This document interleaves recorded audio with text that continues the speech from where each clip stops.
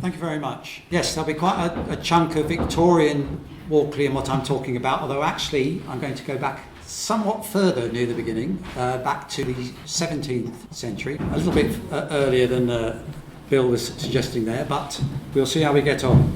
Now, it may just be me, and it may be because I've just looked at so many maps, but when I walk down, for example, South Road, I'm thinking, now I think that's where the corner of the field was. We used to see, until a year or two ago, water running out from behind the shops next to the top Freedom. I'm thinking, right, that is the stream that fed the tannery, which is just above, and probably caused all sorts of problems later with the housing in the 19th century further down the hill. And then, if I walk along to the church and stand at Cundy Street, I might be thinking, there's no road in front of me. The road stops there in the 1850s, and just a little way further on, just over the next plot, which is one of the plots of the land societies, there's another road. So there's Howard Road over there, and there's South Road here, but they don't join up. And then I might also go back and do what I did a few years ago, and some of you may have seen this picture on the left, which is stand over the road from Beaches and Rawson and wonder why the coping stone behind the chimney veers off to the left rather than being invisible if it was a straight join between the two buildings. And those who might have seen on our blog where I wrote about this will know that that is the ghost of a field boundary that existed before any of these houses were built. And on the right, if I'd have to wander down the hill to see this, we've got Lancet Road just crossing the top corner there, and this is the outline of something that some of you will have heard me talk about, which is Rawson Spring Wood, which is probably ancient woodland. People say that if woods existed in 1800, they may well have existed in 1200, because people weren't really planting new big bits of woodland, not until the 19th and 20th century. So it could be an ancient woodland which disappeared during the 19th century. But the boundary, the property boundaries between Hamerton Road and Burnaby Street on the left, that shape appears on the old maps and on the enclosure maps. And if we had the map for the 1637 survey, it would probably show on there as well. Right, so I'm going to talk first of all about Sheffield before Walkley was built up. And if you look at this rather beautiful map from 1832, which shows a proposed boundary for a borough, it wasn't actually eventually made like this. This actually excludes bits of what were later included in the borough of Sheffield. But you can see the built-up area in the middle, that grey bit there. It's a bit fuzzy on the screen, but trust me, it's a beautiful map which you can find on the Picture Sheffield website. And around it, you've got the townships, the 6 townships of ancient Sheffield, including Netherhallam, which is where we live. Walkley was in Netherhallam. And David Hay, who sadly, since I first gave a version of this talk, we've lost David Hay, which is a great loss to people who are interested in local history in Sheffield. This is what he had to say about it as a typical Pennine parish. Sheffield was a huge parish, but with these townships within it. Perhaps not as big as these other ones he's talking about here, Leeds and Manchester. So I'm going to look, I think the question I was trying to ask more recently is, what can we say about what they were doing in these fields?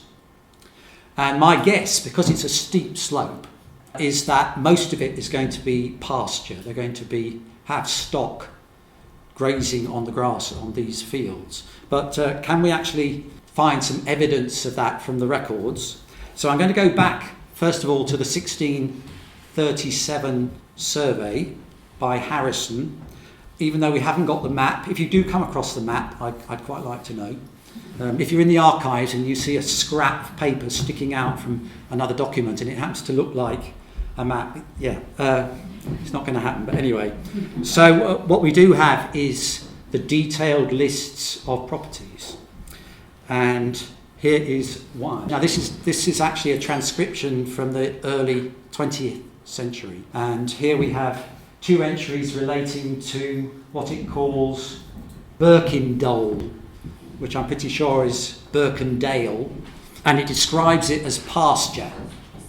So here we have evidence that we've got pasture in some of these fields.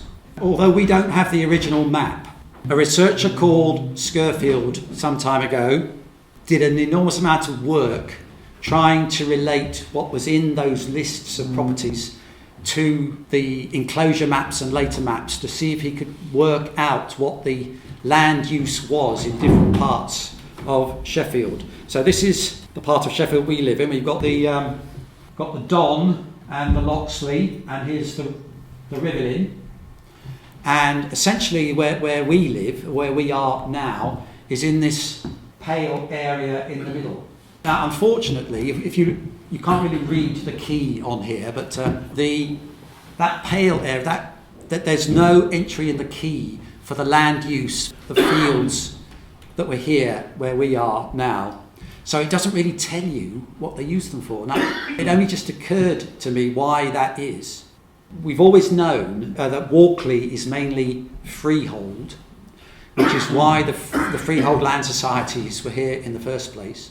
And if it was freehold, it meant, and not leasehold, it didn't belong to the lord of the manor. And Harrison's survey, I think, was done for the Dukes of Norfolk, because it's not long after they took possession, when the Earls of Shrewsbury died out in the male line. So they wouldn't necessarily be recording what was there in the middle if it was freehold and belonged to other people. So unfortunately, I now understand when I was looking through these volumes why I couldn't find very many familiar names. But you'll see here that there's different bits here which do have relevance, and that includes Birkendale. So that shows you that that is the Duke of Norfolk's land. The things you can see, there's 3 main land use types you can really see here, which is woodland. That's what these are. These dark areas are arable. And then these stipply bits are all pasture and common. You can see actually this is Rawson Spring Wood, and at this period, if Schofield got it right, it's actually connected to Cuthbert Bank. Now you've got the Lancet Road going in between them. Right, so just coming forward in time, I'm actually going to look at a bit of an enclosure map. Again, this is centering on this bit of Walkley, and we've got Walkley Hall there and the tannery just over the way, and this is what is now Heavygate Road. I think it would have been called Steel Bank at this point, and this is what became Northfield Road, or Dark Lane as it used to be. And these numbers relate to lists like Harrison's, but done for the enclosure in the 1790s and the first decade of the 19th century. Unfortunately, those lists exist, and you can match the fields to the people who own them.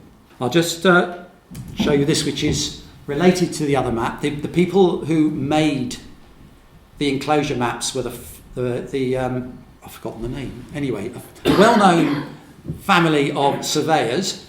I'll think of it again in a moment. And they also made this map, which is a published 1795 map.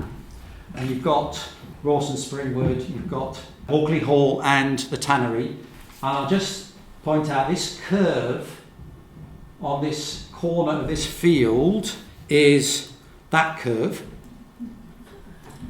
Right, now this is a map that Martin Olive made, where he's taken all that information from the enclosure award and the enclosure lists, and he's all the names of the fields. And although you can't really see it at this scale, I'm going to show you some close-ups in a moment. He's put initials for the owners of different fields. And there's a list of owners up there. It includes the Duke of Norfolk, but he mainly has bits at the edges of this area.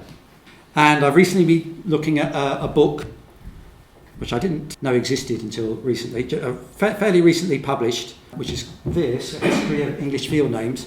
And it gave me great joy to find out that the author was called John Field.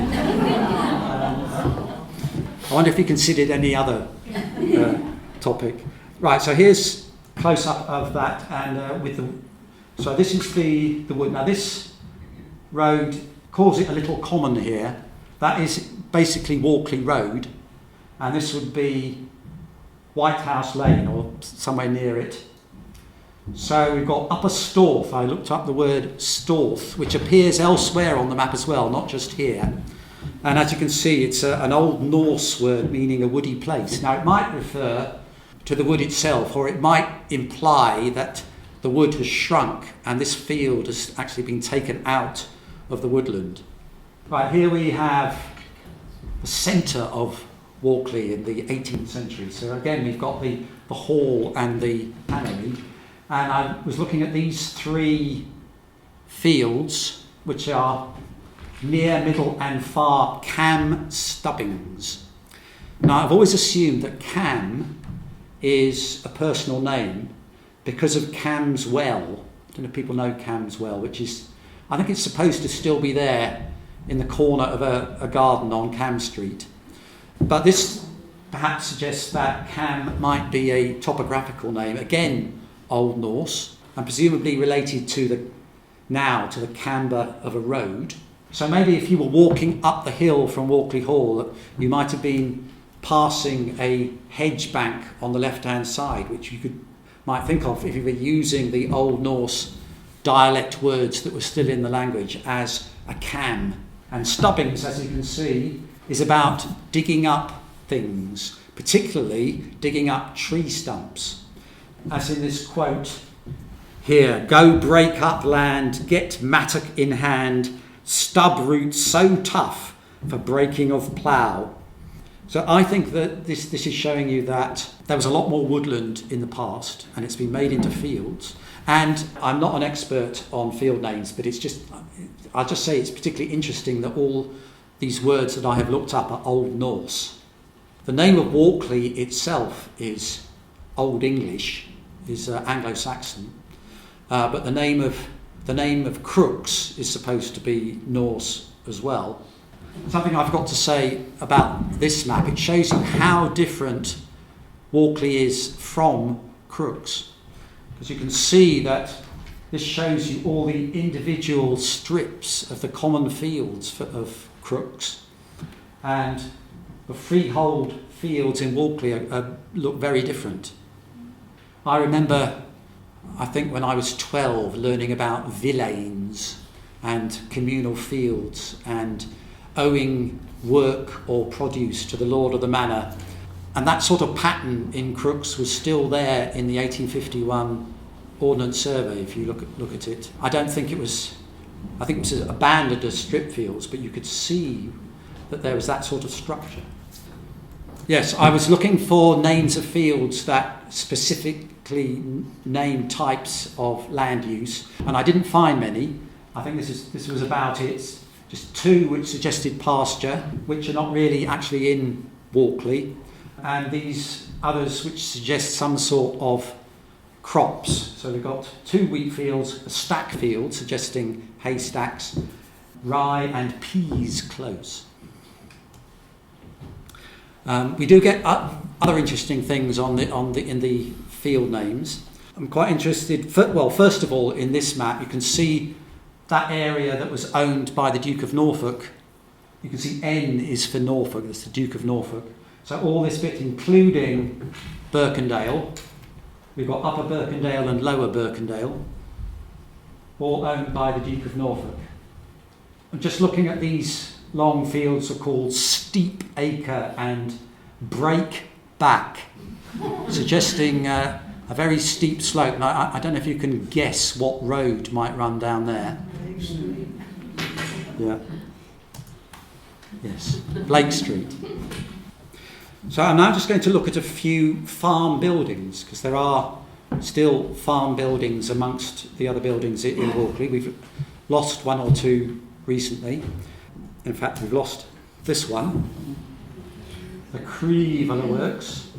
If you look at this map, which I think is 1891, you see this is what is now Parsonage Crescent, but at that point the farm actually blocked the way there, so it isn't a through road, it's just a farmyard, but then they truncated the building, so this would have actually gone further that way. And then on the other side of the yard, and now on the other side of Parsonage Crescent, we've got the actual farmhouse. And just to look now, so this is common side. Now this building, there's none of it left anymore. It's not far from the wide bit of common side here. It's I've forgotten the name of the little road that goes up here with flats on the corner. But there used to be this farm here with just a little bit of grazing land that went with it. I remember 15 years ago or so there was a garage. There was a garage which had a really interesting gable to one of its buildings, and I did wonder whether that building was part of the old farm. I know about this farm because someone who actually farmed it is buried in the cemetery. His name is Harforth, although he spelt his name in a very peculiar fashion. And he had actually come to Sheffield from this place, which is next to Lady Bower Reservoir. It's called Grainfoot. Right, next to Rawson Spring Wood was Rawson Spring Farm. In fact, I think possibly it actually straddled the boundary. It's not shown on the enclosure map, so it may not have existed at that point. So it would have been built probably in the very early 19th century, and there are things in the newspaper relating to it. They were letting it, extolling its virtues as a small family house, and the fact that you had the perks of having a key to the gate to the wood, so you could go and promenade through the wood. So in 1890, it's a farmyard with buildings each side. At some point in the 20th century, this building was demolished and a pair of semi-detached houses was built. The rest of the farm was still there for the general demolition in late 1960s and 70s. And if you look at the book, A Walkley Camera, there's a picture of some of the farm buildings. I talked to someone who grew up on Hattersley Street, which was a cul-de-sac below the farm, and he told me that it was his playground, and what he remembered of the farm when he was young was the huge number of pigeons they kept in pigeon cots in the yard of the farm. I don't know if they actually had any animals then. It was described at one point as a pig farm. Yes, if you go and stand on the little car park below the infant school, you're very close to where the farm was. Right, Heavygate.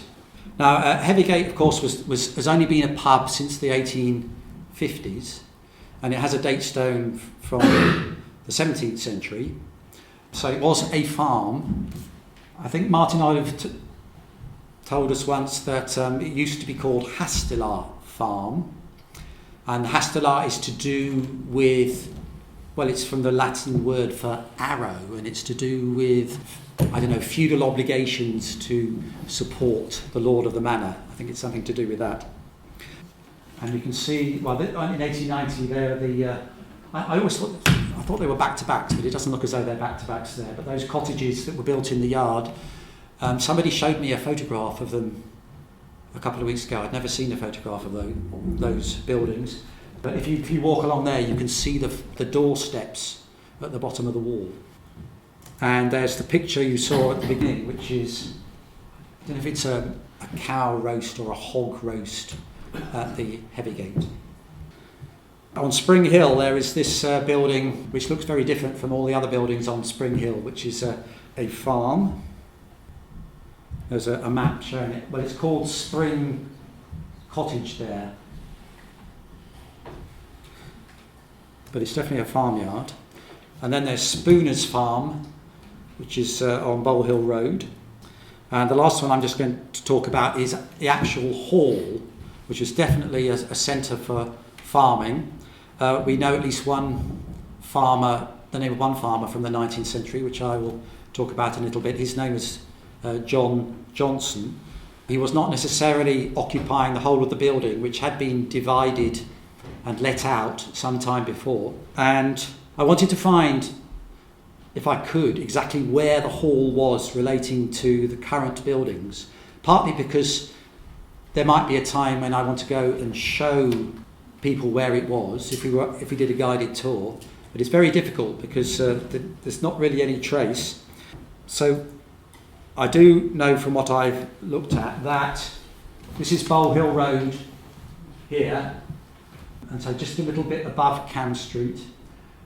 This half of this building is basically sitting in the garden of Walkley Hall.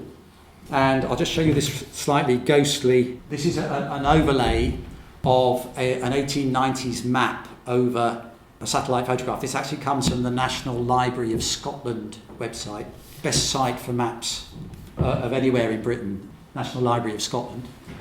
So that building we just looked at is there, and this is the hall here. You'll have to take my word for it. That is the hall, and so that is the garden. So just go back to here. So the modern building we just looked at is basically sitting there. Documents from Walkley Hall. Some of these names, field names, are on the enclosure map and the map that Martin Olive made of it. Lath means, it is another Norse word, and it means barn. Cockshut is an odd word, or cockshoot. It appears to mean dusk or twilight. I don't know why you would name, unless it's become a personal name. I'm not sure why you'd name a field that. Yes, I don't know how much bigger than the little goose was the great goose. And then we've got Heavygate Close and so on. Right, I'm going to, since we've got to Walkley Hall, I'm going to talk about something connected with that, but not to do particularly with farming. Now, this is a document that I was given just a couple of days ago. I don't think Marianne's here, but she gave it to me because she's been researching Walkley Hall and the Rawsons, who are supposed to have built it and lived there at the beginning. And she sent me this document, which I've only really just started to try and decipher. If I zoomed in, you'd probably not be any the wiser, because it's quite difficult to read. But it appears to be to do with a court case in which 5 sisters in the Rawson family, represented by their mother because they were all under the age of 21, were suing their grandfather, who was the person actually in possession of, well, I think of the hall, but also of one particular piece of property, which is what this document's about, which is another spring wood. I think it's probably not Rawson spring wood because it's got a name I don't recognise, which is Ox Springs Spring.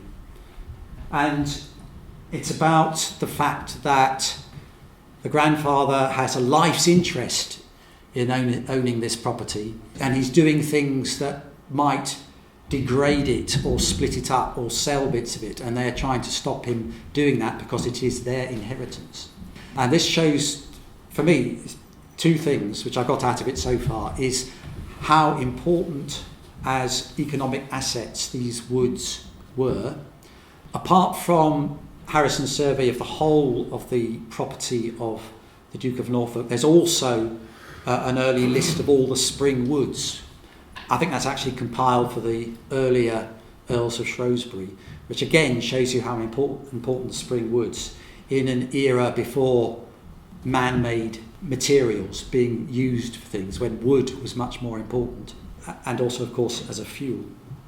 And the other thing, it's very helpful, is to have the names.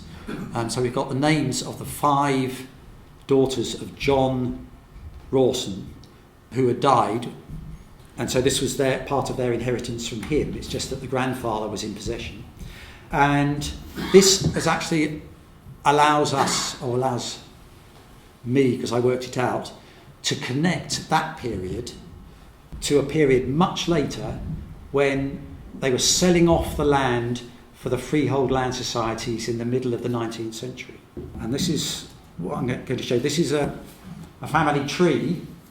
Joanna Rawson at the top there is the youngest of those 5 sisters. In fact, she was born after her father died, because he died in 1670 and she was born later in the same year. And you can see she married Robert Clay, and their child was Joseph Clay. So just to go back to a couple of things we were looking at before, JC on here is Joseph Clay. So all this land and the wood was owned by Joseph Clay. And on the other one as well, the land round the Cam Stubbings are all owned by Joseph Clay as well. So just looking at this again, they had several children, but only Ellen herself grew up to marry and have children. And she had 4 sons, these George, Joseph, Henry and John. So I'm going to fast forward to this, which is a deed by which the land for the Hampden View Freehold Land Society was purchased. Hampden View, you know, there's a chapel, isn't there? Hampden View Chapel, which has moved a couple of times, I think, but is still within the Hampden View Freehold Land Society, which basically covers the area of the Spring Wood, of Rawson Spring Wood. And looking at the beginning of it, it says it's between John Greaves. Now, he is the youngest of the 4 brothers I showed you on the family tree. And he is selling it to these 3 people who are all in the cutlery trades, who are the trustees of the Freehold Land Society. And here is a plan from the same document showing you the extent of the Hampden View Freehold Land Society, already marked with the roads. This will become Burnaby Street, although it was originally called Cromwell Street North, to distinguish it from the other Cromwell Street. Just look at the shape of the edge. It might remind you of that, because that is what it actually is. It's the same boundary. Right, I'm now just going to talk about some other agricultural related things which not necessarily to do with farms themselves. So I'm going to show you this character, who's one of my favourite characters, who is Francis Lemons, cowkeeper, milk dealer and irascible sometimes when he's had a few whiskies, whose butcher's shop was what is now Gertie's, and behind it there was a cow shed, and for a time there was also a little slaughterhouse behind. The whole of the block, the 3 houses, the 3 buildings on the street and what was behind it were all owned by the Lemons families or other people connected to the family. And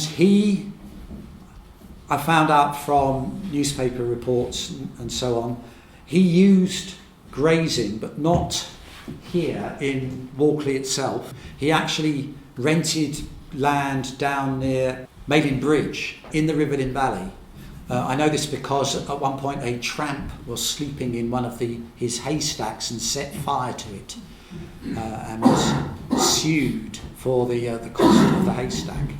But that was down near what was called Cross Lane, so quite close to Maiden Bridge. And he kept his cows. He liked showing them. I think this is Encliffe Park, if I remember rightly. I think Francis Lemons is the man on the left there, and I think the man on the right might be one of the judges. I don't know whether he's just slipped him a few half crowns or something.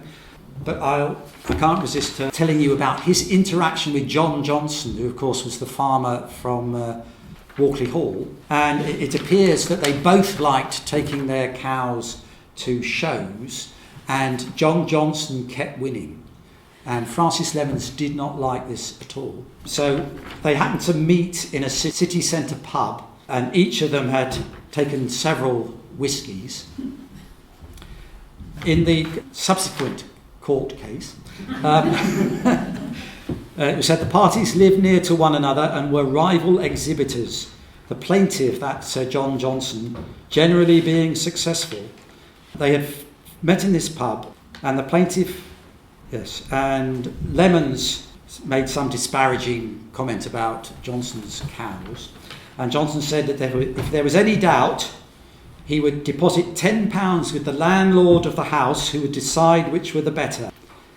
And this seemed to annoy the defendant, who became angry and tried to strike the plaintiff, saying, "I will make you jump for this afterwards. I've made you jump before and I'll do it again tonight." I wish I could do it in a Yorkshire accent. It would just sound comical if I tried to do that.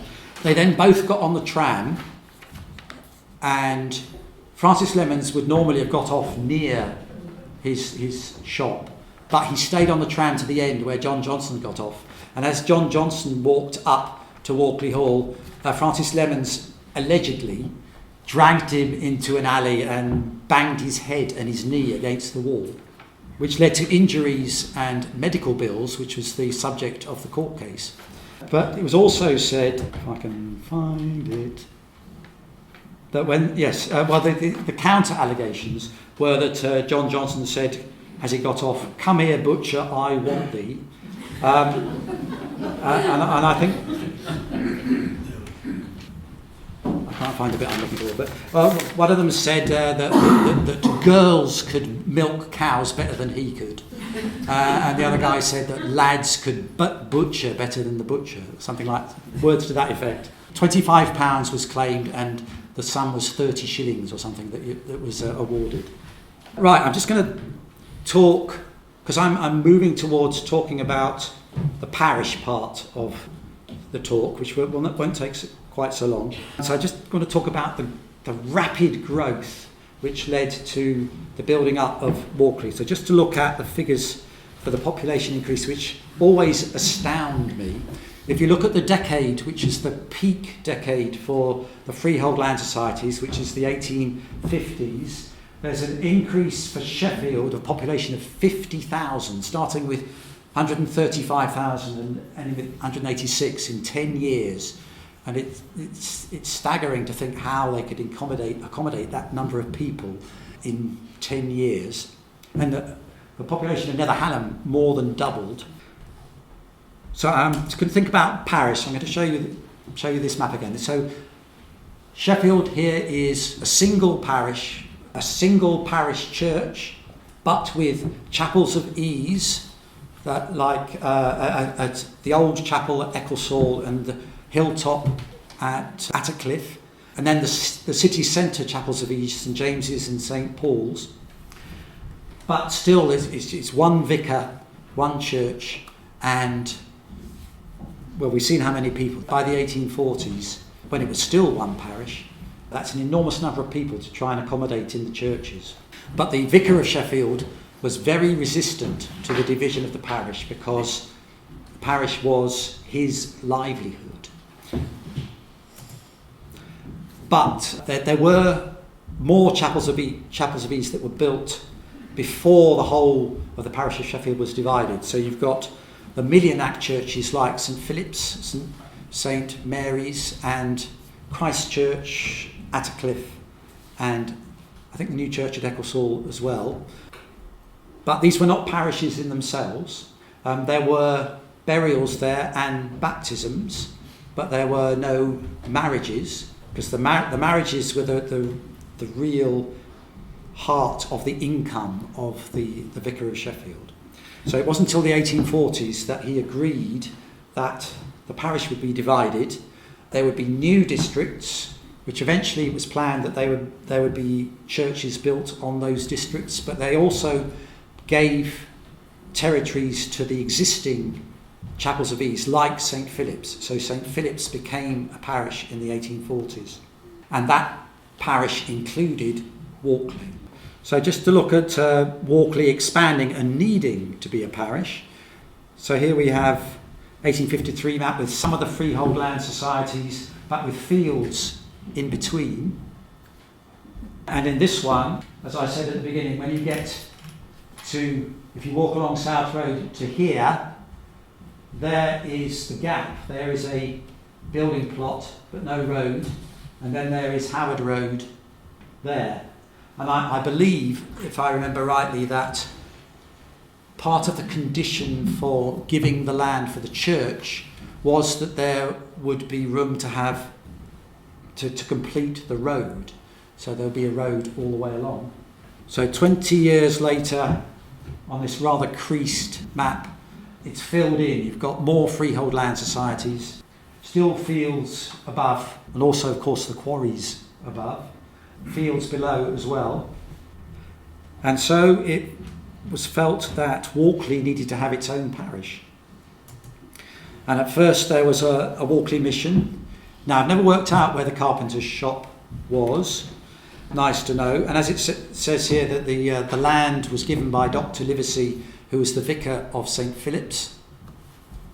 When the church hall was built in the 90s, they discovered that at the land registry, Dr. Livesey was still listed as the owner of the land.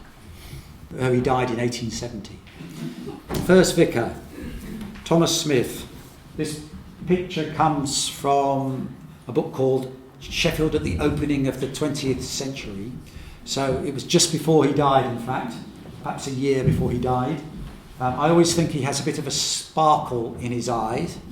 In the era when they put reports of vestry meetings in the newspapers, he was often shown to be making people laugh, particularly when he was talking about the low level of his own salary.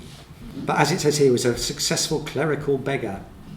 And here's a few more things from his obituary in 1901. Yes, I should say I'm talking about the Church of England.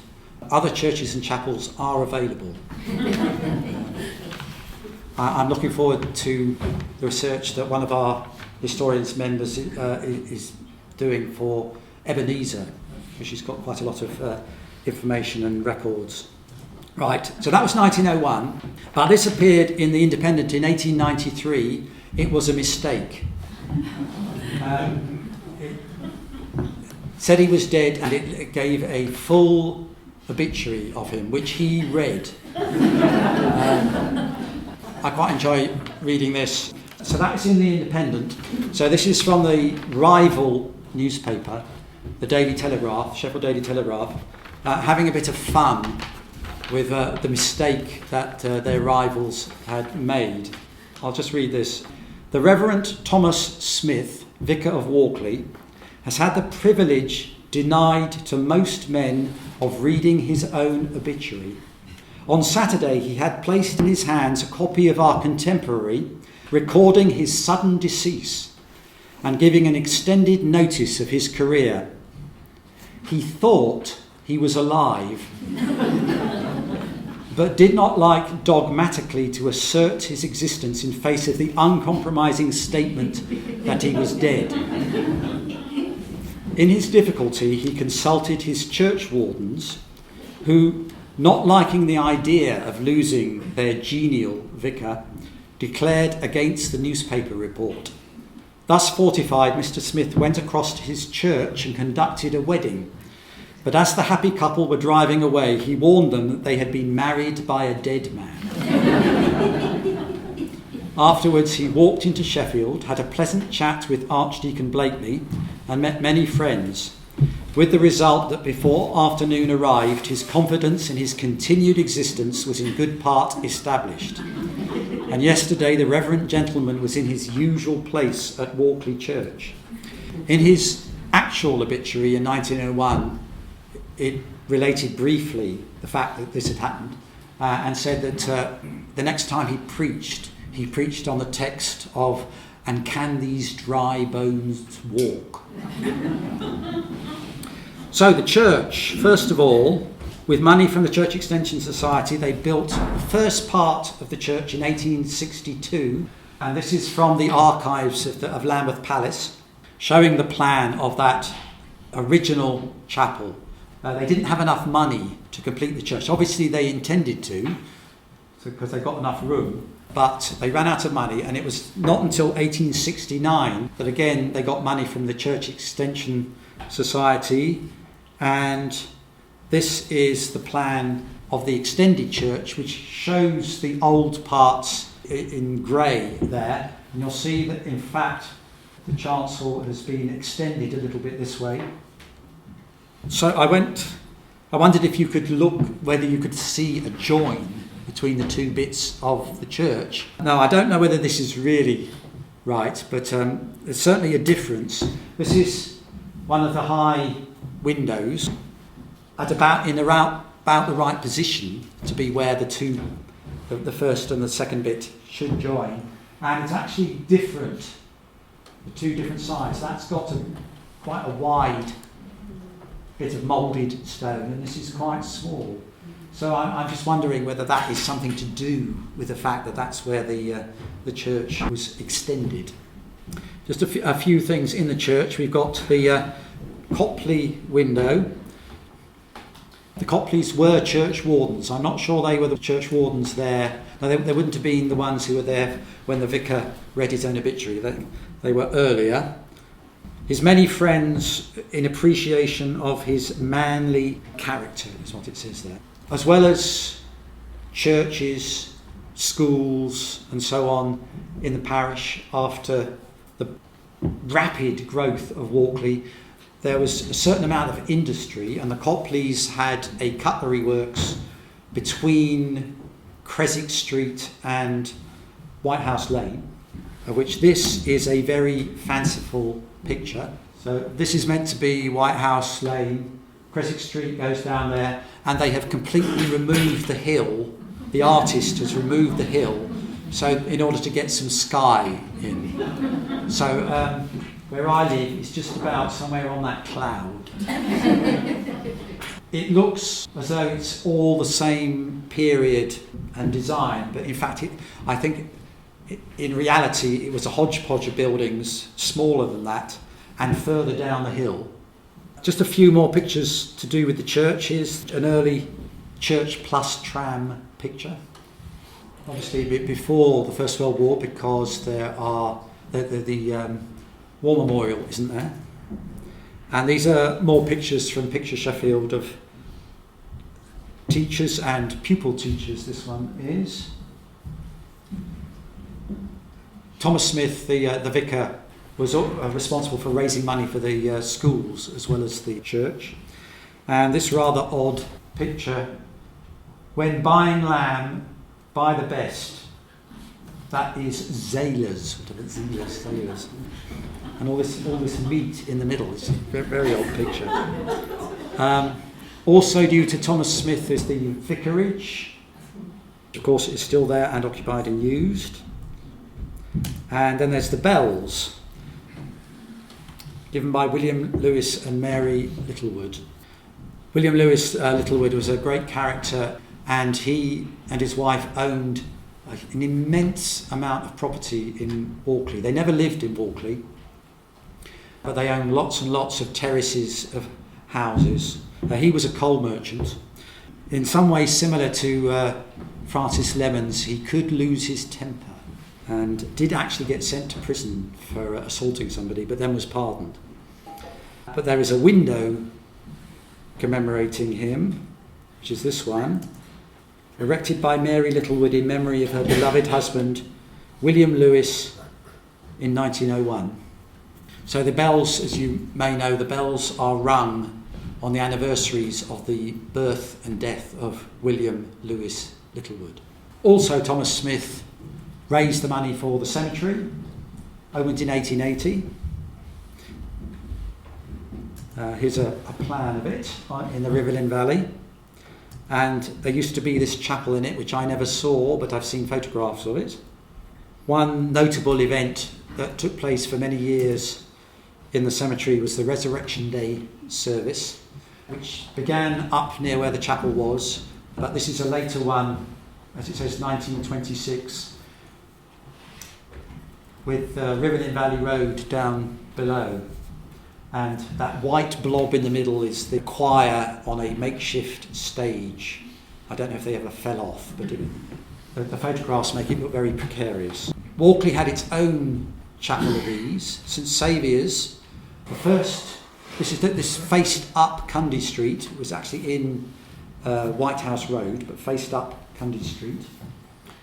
Now, the first baptisms were in 1913. I'm not sure that they might not have been in temporary accommodation. I'm not sure exactly when it was opened, but was closed again towards the end of the 1930s. I think it stood for some time after that before it was demolished. There are various bits of the fittings which are in the church. Yes, I'm not sure why I put this here. I'll explain what this is about, though I don't actually have the information on the display. This is about a great storm that happened in 1893, right at the end of the Sunday morning service in the church. And there was great noise of thunder, flashes of lightning and downpouring of rain. And then the church was struck by lightning, and everybody inside felt the influence, as it says in the newspaper, of the electric fluid. And it says people were obviously alarmed but stayed calm. So nobody was actually hurt. And afterwards they inspected the building and they decided it actually had been struck at both ends. And there was marks on the lightning conductor. And they thought perhaps the strike had been at the low part of the lightning conductor and then gone straight down into the ground. Anyway, I think lots of other things happened in Sheffield due to that storm, but this is what happened in Walkley. I know there was another house in Walkley. There was a house in Walkley where the chimney and the part of the roof fell in because it was struck by lightning. Nobody was seriously hurt with that, I think. So I'm just going to finish, it's almost exactly an hour, I don't know how I managed that, with just one picture of things that go on in the church these days. People will have seen the well dressings that have been done for the last few years, which I think are fantastic things. This is from a few years ago, and this is actually for the First World War commemoration. You can see it's got the Menin Gate, I think that's the Menin Gate, or is it the Teep Farm? Anyway, certainly to do with the First World War. So I think I've come to an end, and I hope you've enjoyed that little run through various things.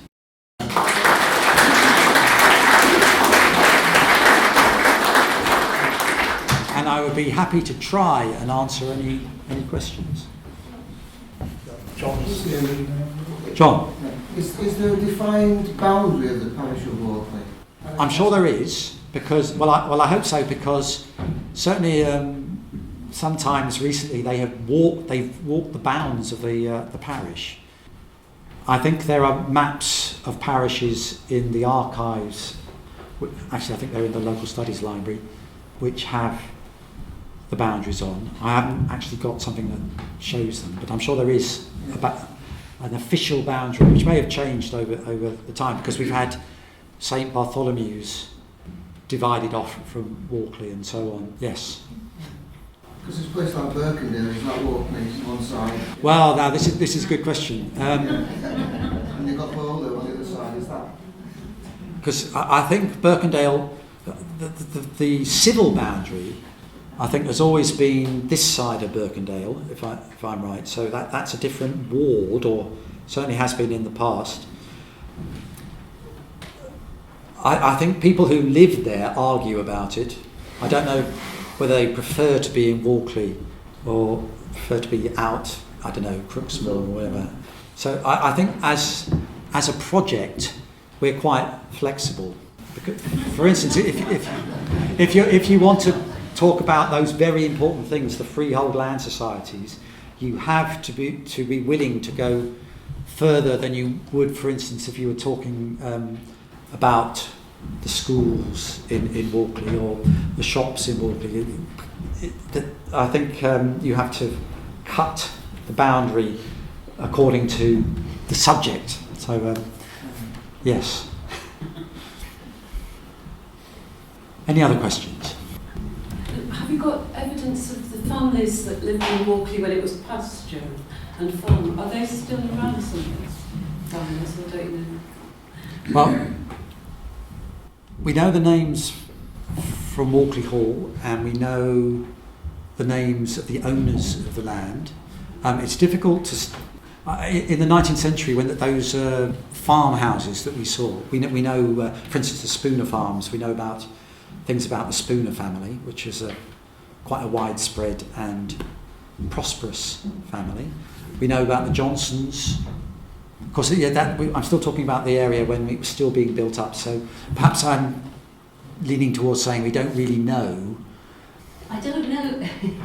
I live in Walkley Bank area, and we bought our house from a Mr. Lemons, but I don't know if he's a direct descendant of your Mr. Lemons. I don't know. I don't think it's a very common name. name. He might be, but I'll leave it there.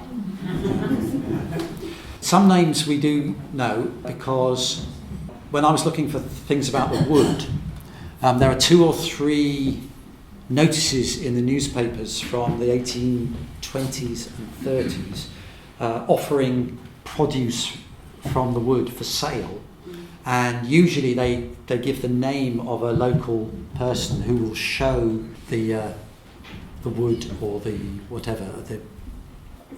Show all those things to prospective purchasers. So I think one of them mentions a man who actually is either owned Walkley Hall or owned the tannery. I think he's associated with the tannery. So his name is given as, I can't actually remember what it is offhand, but I think he's in the history of Walkley Hall, his name is. Also, he is someone who was described by someone in the newspapers remembering his childhood as owning 2 of the biggest dogs he had ever seen, who were known for barking and their booming barks going down the valley at night, which is what he remembered of Walkley from his childhood. Also, another person mentioned in those sale notices was a man called Marshall, who lived in the cottage at the top of the wood and was also the local constable. But I think he would also have been involved in agriculture as well. So there are names. It's difficult to find detail about them. I have to say that when I go back into the 18th century, I'm going further back than I normally go. I tend to think that I'm going to get a nosebleed if I go that deep, or the bends, because I'm really usually looking at the 19th century. Yeah. Any other questions? Yeah, me again. When did Walkley Hall come down? I think it was the 30s. It came down. Something like that, yes. Aren't there 30 council houses? I think those are council houses. Yeah, there certainly were, but council houses were built on there. Yeah. Yeah. I think there was an article which appeared in the Transactions of the Hunter Archaeological Society, which you can find online. I think it's on the Sheffield History site. It's quite interesting about the history, but I think it also thinks that although there was opposition to the demolition of Walkley Hall, there were so many problems with it. It was in a really bad condition. It would have been very difficult to renovate it and make it usable. So that the author of that article thought probably that they were justified in knocking it down. It's just a shame that we lose these historic buildings. It is the only patch of that type of housing in this hotel, isn't it? I think. Only patch of... I think of any more that sort of classic sets of 4 30s, 50s style council houses. So yeah, maybe they flattened it and built on this estate for the people. Yes, I think some of the earliest council houses in Sheffield is in Hands Lane. A fanciful idea, possibly that Martin Olive had, was that there might be bits of the castle in them, because apparently the first council houses, they used stone they took from the crofts, and in the crofts there was the grammar school, and the grammar school was built with stone from the castle. So who knows, some of the better bits of stone from the castle might have made their way through the grammar school, the crofts, and into Hands Lane.